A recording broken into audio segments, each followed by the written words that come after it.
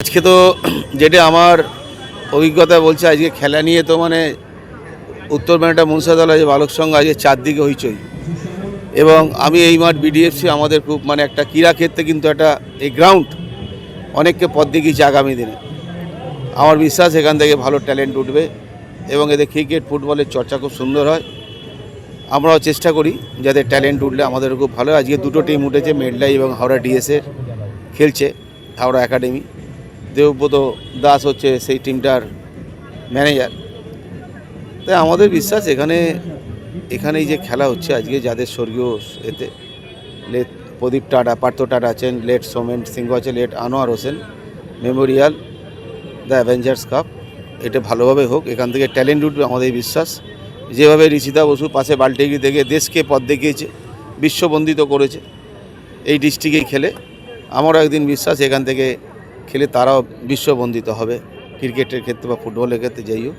তাই প্রত্যেক দুটো টিমকে অভিনন্দন জানাবো এবং খেলাধুলার ক্ষেত্রে আগামী দিনে উত্তর ব্যান্ডা মুন্সাতলা বালক সংঘ তারা তাদের আবার এগিয়ে নিয়ে যাবে। এত বড় টুর্নামেন্ট ক্রিকেট এই মুহূর্তে এখন হাওড়া শহরে এরকম করতে পারে। হাওড়া আরও এগিয়ে যাবে আগামী দিনে, কেননা আমি আপনাকে বলছি সিএবি একাডেমি হচ্ছে হাওড়া ডুমুরজলায়, এবং সেটা 200 কোটি টাকা খরচা করে সৌরভ গাঙ্গুলি করছে মাঠে। এবং আমাদের বিশ্বাস এই একাডেমি তৈরি হওয়ার পর এইখান থেকে দেখবেন যেখানে ক্রিকেট কোচিং ক্যাম্প আছে একাডেমিতে, এখান থেকে কিন্তু ট্যালেন্ট যাবে সৌরভ গাঙ্গুলির একাডেমিতে। এবং গভর্নমেন্ট 4.93 একর জমি, মানে 28 বিঘে জমি, সেই জমিটা দিয়ে দিয়েছেন, ঠিক আছে, মানে 400 কাটা এরকম। তা আমাদের বিশ্বাস হাওড়া আগামী দিনে ক্রিকেটকে পথ দেখাবে আবার, যেরকমভাবে এলআরএস ও লক্ষ্মী উঠেছে, সৌরাশিস উঠেছে, সবাই উঠেছে এখান থেকে, হাওড়াতে মনোযোগ খেলেছে, ঠিক আছে, সবই আবার আগামী দিনে হাওড়া পথ দেখো আবার এখান থেকেও ট্যালেন্ট উঠবে, ভালো বিশ্বাস আছে আমাদের। ধন্যবাদ। টুর্নামেন্টে এসে কেমন লাগে? ভালো লাগছে। বিএফসি অনেক পুরনো ক্লাব, এখানে অনেক প্লেয়ার ফুটবল ক্রিকেট দুটোই উঠে এসেছে, দারুণ লাগছে। এই টুর্নামেন্টটা শুনছি 20 বছর ধরে, একটা দুটো 20 বছর ধরে এই টুর্নামেন্টটা হচ্ছে। সবাইকে কংগ্রাচুলেশন, দারুণ অ্যাটমসফিয়ার। এটা ভালো, বাংলার অনেক পুরনো প্লেয়াররা উঠে এসছে এখান থেকে, ফুটবল বলুন ক্রিকেট বলুন। আমরা জানি যে ফুটবলের সোহেল মান্না এখান থেকে খেলে এত বড় হয়েছে, অসাধারণ ব্যাপার। আর যেইভাবে টুর্নামেন্ট করছে ভালো, কন্টিনিউ করে যাক। যারা এখানে যারা সহযোগিতা হাত বাড়িয়েছে তাদের অসংখ্য ধন্যবাদ। আর ক্লাবের সব কর্মকর্তা যে ক্রিকেট এত ভালোবাসে ভারতবর্ষে, দেখলেই বোঝা যায়। আজকে শনিবার কিন্তু মাঠ ভর্তি লোক, সবাই চলে এসে খেলা দেখতে। রইলো শুভেচ্ছা, রইলো আরো ভালো টুর্নামেন্ট হোক, আরো এগিয়ে চলুক। ক্রিকেটার হিসেবে আপনি সফল, বোলিং কোচ হিসেবে আপনি কতটা সফল? দেখো, আমরা কোচ হওয়ার পর থেকে, আমি কোচ হওয়ার পর থেকেই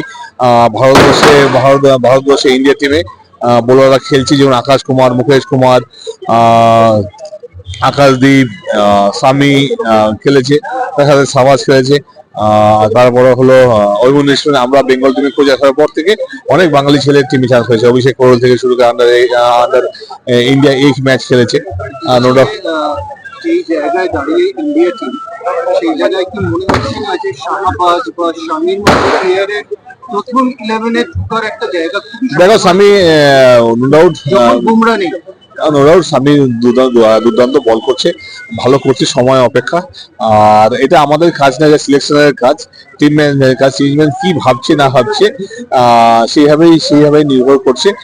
আমার মনে হয় হোপফুলি এই 1 বছরে সামি বেঙ্গলে হয়ে 40টা উইকেট পেয়েছে, 40টা বেশি উইকেট পেয়েছে। সবাই বলছে যে ফিট না আনফিট, টিম আমি শুনছি, পেপারে দেখছি, কিন্তু আমার মনে হয় না যে ও দুর্দান্ত ফিট। যেভাবে বল করছে, সাদা রেড বলে বল করছে, হোয়াইট বলে বল করছে, কন্টিনিউ ম্যাচ খেলছে। লাস্ট 6-7 মাস যেভাবে বেঙ্গলকে সার্ভিস দিচ্ছে, এইভাবে বল করছে, আমার মনে হয় ও দুর্দান্ত ফর্মে আছে। অবশ্যই ও টিমে ফিরবে তাড়াতাড়ি।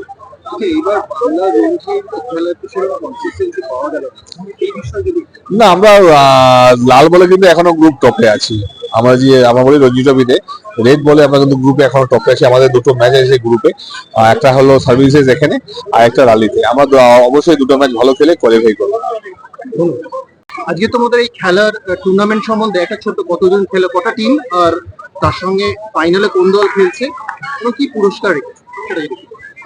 অ্যাকচুয়ালি আমাদের এটা তো দীর্ঘ 20 বছর ধরে চলছে এই খেলা।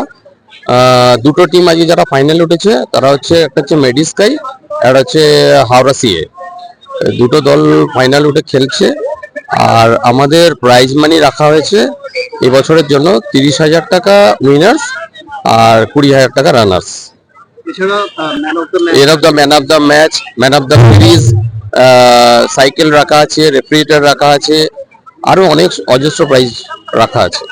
প্রত্যেক খেলায় best bowler, best batter, man of the match আছে। প্রত্যেকটা খেলায় যতগুলো খেলা হয়েছে আমাদের প্রত্যেকটা খেলায় ম্যান অফ দ্য ম্যাচ দেওয়া হয়েছে। 20 বছর ধরে এরকম একটা টুর্নামেন্ট, এরকম একটা নিয়ে চালিয়ে যাওয়া, যে লেগাসিটা বহন করা কতটা চ্যালেঞ্জ? এটা তো একটা বিশাল চ্যালেঞ্জের মুখে যত দিন আমরা ক্রস করছি দেখছি চ্যালেঞ্জটা খুব বেশি বেড়ে যাচ্ছে দিনের পর দিন। তার কারণ একটাই, সেটা হচ্ছে ছেলেদের মানে খেলার প্রতি আগ্রহটা অনেক কমে গেছে এখন দেখছি। আর দ্বিতীয় ব্যাপার হচ্ছে কি, আমাদের যে স্পন্সর আস্তে আস্তে ব্যবসা বাণিজ্যের জন্য খারাপের অবস্থার জন্য স্পন্সররা ব্যাকে চলে যাচ্ছে। আমাদের টাকা তোলাটাও বিরাট সমস্যার মুখে চলে আসছে। আমাদের নিজেদের একটা ক্যাম্প চলে এর উপরেও, মণিভূষণ সামন্ত ক্রিকেট একাডেমি বলে আমরা একটা চালাই। আমাদের মুখ্য উদ্দেশ্য এখান থেকে ভালো প্লেয়ার তৈরি করা। এখান থেকে ভালো যদি প্লেয়ার তৈরি করতে, ওরা যদি সিএবি খেলে, বাংলায় খেলে, তাহলেই আমাদের গৌরব। আমাদের আজকে আমাদের এই চারপাশে বেশিরভাগ মাঠগুলো খেলাধুলা বন্ধ হয়ে যাচ্ছে। সেই জায়গায় বিডিএফসি মাঠ, আমরা বিডিএফসি বলেই চিনি, বিডিএফসি মাঠ এই ঐতিহ্যটাকে বহন করে নিয়ে চলেছে, যেটা একসময় শৈলেন মানে আসতেন এই মাঠে। সেই জায়গায় দাঁড়িয়ে নিজেকে কতটা এবং ক্লাবের সদস্যরা এটাকে কিভাবে নিচ্ছে, কিভাবে নিয়ে যাচ্ছে? অ্যাকচুয়ালি আমাদের এই বিডিএফসি গ্রাউন্ডটা হচ্ছে ফুটবল কেন্দ্রিক। এখান থেকে শৈলেন মান্না বড় হয়েছেন এবং দিকপাল অনেক প্লেয়ার উঠেছে। কিন্তু আমাদের উত্তর ব্যাটরা মনসাতলা বালক সংঘ যখন ফর্ম করা হলো, তারপর থেকে আমরা ক্রিকেটের প্রতি একটা আলাদা রকম ইন্টারেস্ট দেখালাম। কারণ এখানে ক্রিকেট খেলাটা এইভাবে হতো না। তারপর আমরা ক্রিকেটটা এসে ক্রিকেটের একটা একাডেমি তৈরি করলাম, বাচ্চাদের নিয়ে শুরু করলাম। আস্তে আস্তে এটা একটা জায়গায় চলে এসছে। এখন তো হাওড়া সমগ্র এখন বেস্ট টুর্নামেন্ট বলা যেতে পারে। নাম বল। নাম আর আমি রাজীব পাল বলছি, ক্লাবের সভাপতি, উত্তর মেট্রা মনসাতলা বালক সংঘের প্রেসিডেন্ট।